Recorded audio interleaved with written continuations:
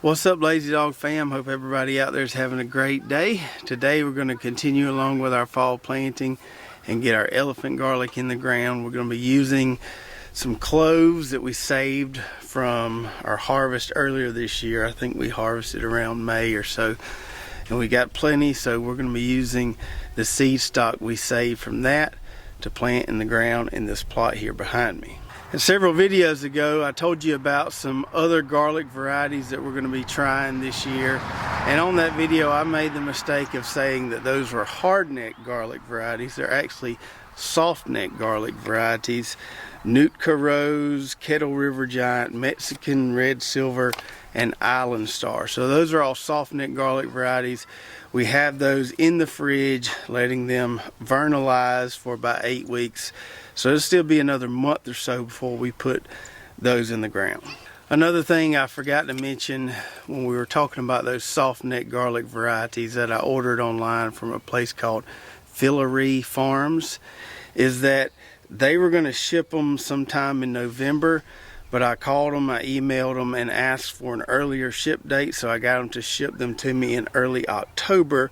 That way I could keep them in the fridge for 8 weeks and then plant them hopefully at the end of November here. So anytime you're ordering stuff like that online and you need it sooner than they want to ship it to you, most places are willing to comply, and they were like, sure, we can ship it to you earlier. I wasn't sure if they were keeping it in cold storage or not, so I wanted to get it here as soon as I could so I could get it in the fridge for those 8 weeks that we supposedly need to vernalize it in order to be able to grow the softneck garlic down here in the south. So let's take a look at where we're going to be putting our elephant garlic today, and then we'll see how much seed stock we have, and from that we can figure out how many rows we can actually plant. So in this plot here, the only thing that's planted so far are these kale and collards we planted several videos ago. Those are growing good, looking nice. We've got all this extra space here. Now I wanted to leave a little bit of this middle here for some succession planting of broccoli and cauliflower that we just started in the greenhouse a couple videos ago. So we're going to try to leave enough room for about 2 rows there of maybe broccoli and cauliflower, maybe some rutabagas as well. But this on the end here of this 30 by 35 plot is where we're going to be putting our garlic. So I'm going to start on this end putting elephant garlic in, and I don't know how many rows of the soft neck I'm going to get. We'll throw that in beside the elephant garlic and hopefully leave a little space there in the middle for that extra broccoli and cauliflower. So we've got our storage rack here underneath the barn, and this is the elephant garlic that we have left from our spring / early summer harvest. Decent amount there. I'll probably leave a few of those bulbs for some carrot fermentation, cooking with. We'll need a lot, but I'll leave a few of those to continue to use in the kitchen. And the majority of these we're going to use for replanting. Alright, so we got all our elephant garlic heads that we're going to use for seeds. Some of these are kind of big, some of them are a little small, but from my experience the clove size that you plant doesn't really have anything to do with the final result that you get. I've planted really big cloves before and got small heads, planted little cloves before and ended up with big heads of garlic. So the seed size doesn't really seem to matter in my opinion. We're just going to put them in this bucket here, and this will give us an idea of how many rows we can plant. So we're just going to break these apart until we get that there, these little cloves. No need to peel these guys, we can leave the paper on them. And we're just going to go through these heads here, pull out these cloves. This middle stem part here, you don't need that, just need the cloves themselves.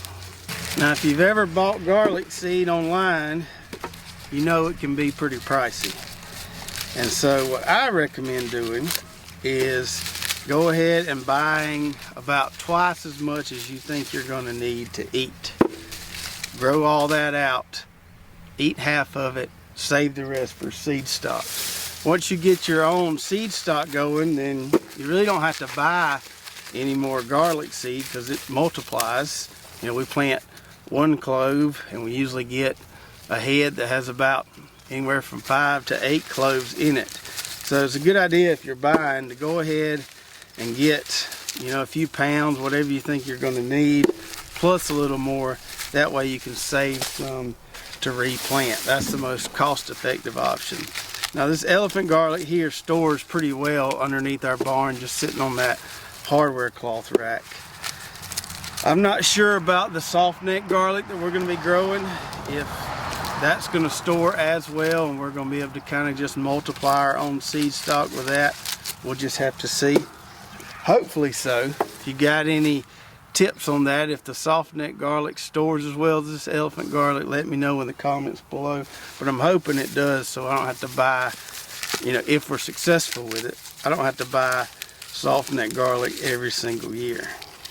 And we'll be putting this on a 1 foot spacing along the row there. We'll stack the rows in pretty tight, but we'll put the cloves on a 1 foot spacing by the drip emitters. And so I can count the cloves, or approximately count the cloves, and know how many rows we'll be able to get. Now some folks will plant their elephant garlic in one spot and they'll have elephant garlic there indefinitely. They'll let these little corms here, they'll leave those in the soil, these tiny little bulbs that kind of grow off the base of the main bulb. They'll leave those in the soil, and in 2 years those will start growing elephant garlic. And you're just continually growing elephant garlic in the same place. You always have corms regrowing, and you don't really have to replant the bulbs like we do here. Now, you know me, I like to move stuff around in my gardens. I like to rotate stuff, so I'm not leaving anything really in the same place year after year after year. So that's why we just replant the cloves. But if you've got a raised bed or a spot in your garden or on your homestead you just want to dedicate to elephant garlic long term, you can do that and just let those corms keep regrowing year after year. It's a great way to do it if you've got a spot you want to dedicate to it like that. There's a nice one right there. That's a big giant clove there.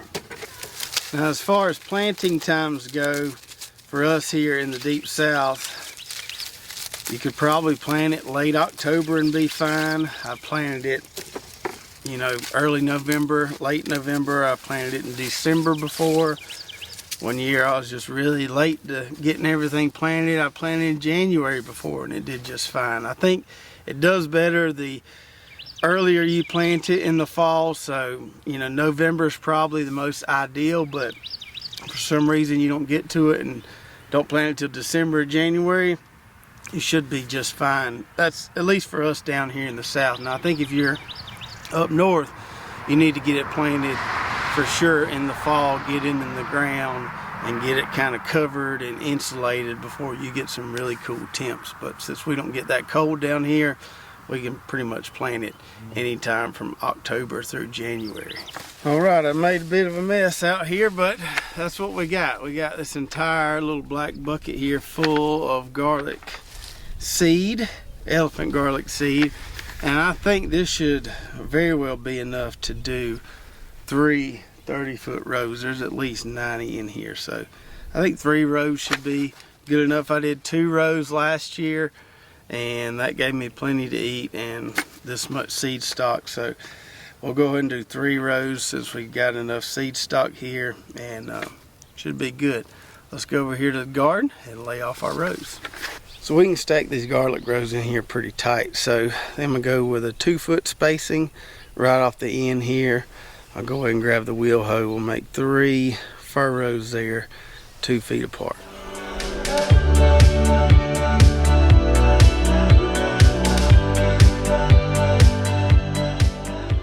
Now that the furrows are made, I'm going to amend each furrow with 1 scoop of this Nature Safe 855 pelleted fertilizer. Good balanced fertilizer, relatively balanced, and that phosphorus and potassium will help encourage some good root development initially for these garlic plants.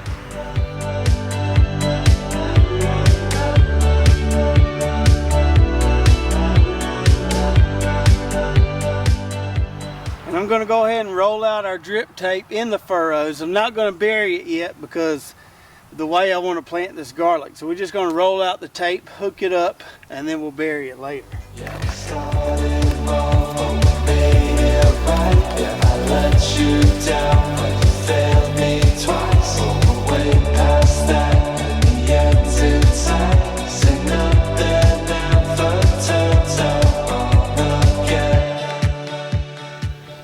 And we'll hook up our drip to the main line tubing here.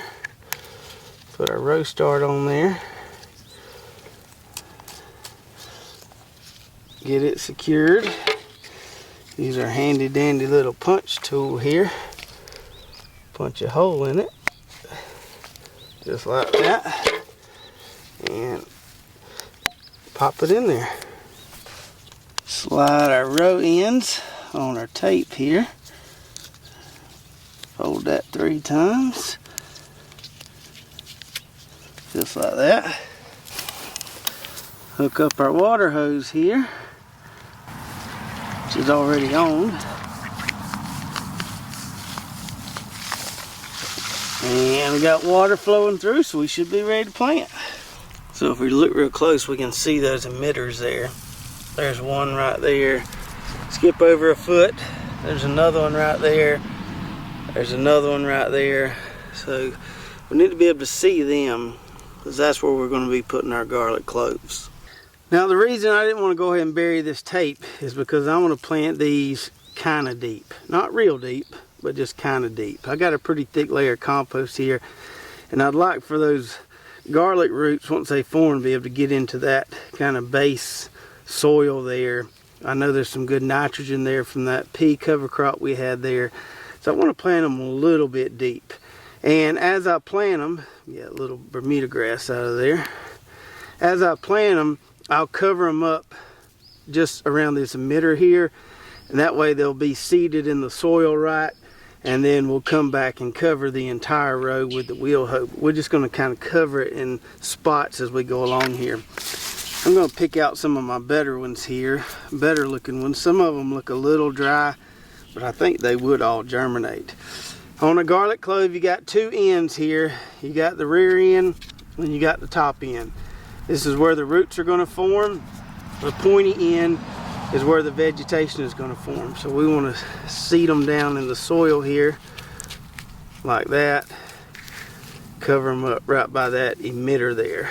Now, could you just go along there and throw them down and they still grow all right? Probably, but just for precautionary sake, I like to put them root down and kind of make sure they're seated in there just right.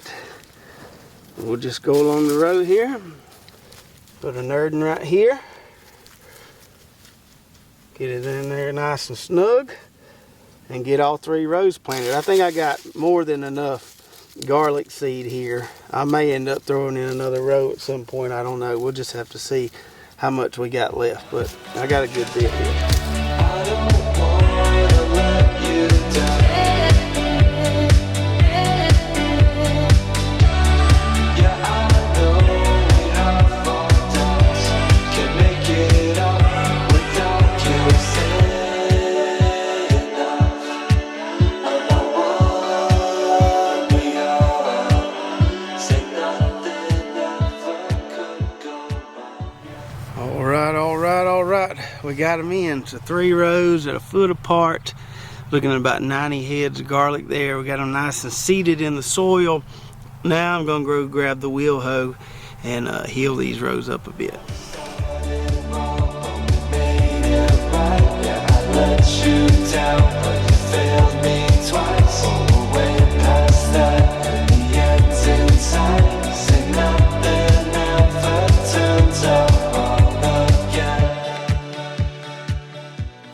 Alright, good to get those in.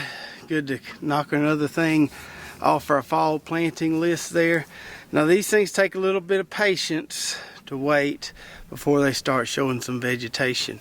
Sometimes it can take up to 4 weeks from my experiences, but never really had any cloves rot in the ground, and we got really good drainage here with all this compost, so we'll just kind of be patient. Might have to kind of weed around it a little bit until they come up.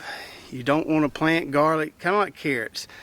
Probably don't want to plant garlic in an area with really high weed pressure or a really high weed seed bank, because it's going to take a while to come up and the weeds may get the best of you before it does come up, and you don't want to be hoeing around there too much. You don't want to disrupt that garlic clove that's right there with your hoe. So try to plant this in an area that doesn't have as much weed pressure as maybe some areas of your property or some garden plots you may have. Now, although it isn't a true garlic, elephant garlic is a leek, it's still in the allium family with onions and leeks, which means it's a heavy feeder.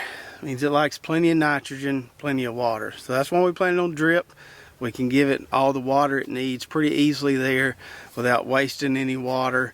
We can feed it right at the roots there. Now, we gave it some of that balanced fertilizer initially, and that's what we do with all of our alliums, onions, leeks, and garlic. And that's going to promote some good root structure. The phosphorus and the potassium, that's what it does. Once it gets up and going pretty good, then we'll switch to just nitrogen. We'll probably give it some of that, I can't remember the analysis on it, some of the Nature Safe, I think it's 1300. Probably side dress with some of that and feed it that way. That stuff seems to release pretty good, even if it's a little cool outside. So once they get up and going, we'll just switch to straight nitrogen. And unlike onions, where we kind of cut off the fertilizer after the bulbing begins, with garlic, I don't really worry about that a whole lot. I just keep feeding them till the plants look really nice and healthy, and hopefully we get some nice big healthy bulbs there. And we'll be sure to kind of diary this along as the garlic sprouts and grows and show you how we fertilize it and all that good stuff. Now, in my bucket here, I just counted, and I've got at least 70 good cloves of elephant garlic left. So here's what I'll do. As soon as this video airs, the first 7 people to place an order for either a hat or a shirt on our website, lazydogfarm.com, the first 7 people to place an order for a hat or a shirt, I'll throw in 10 of these garlic cloves, so a bag of 10 of these guys. And that way, if you've never planted elephant garlic before, got a good way to plant them. And if you go look online at what a handful of cloves costs, you'll see that's a pretty good deal. So only the first 7 people that place an order, as soon as this video airs, I'll throw in a little bag of our elephant garlic here, and you can give it a try in your garden. And then hopefully in another month or so, our soft neck garlic that's in the fridge will be successfully vernalized, and then we can get that stuff in the ground. And as I mentioned earlier, let me know if you've got experiences with soft neck garlic, especially growing down here in the south. Can I expect it to store as well as this elephant garlic and replant my own seed stock year after year, or will it not store as well and I just need to go ahead and eat it all and buy more every year? Please let me know if you know. If you enjoyed this video, make sure to subscribe, ring the bell, like, and share, and we'll see you next time right here at Lazy Dog Farm. Oh, farewell, by the beauty of your life.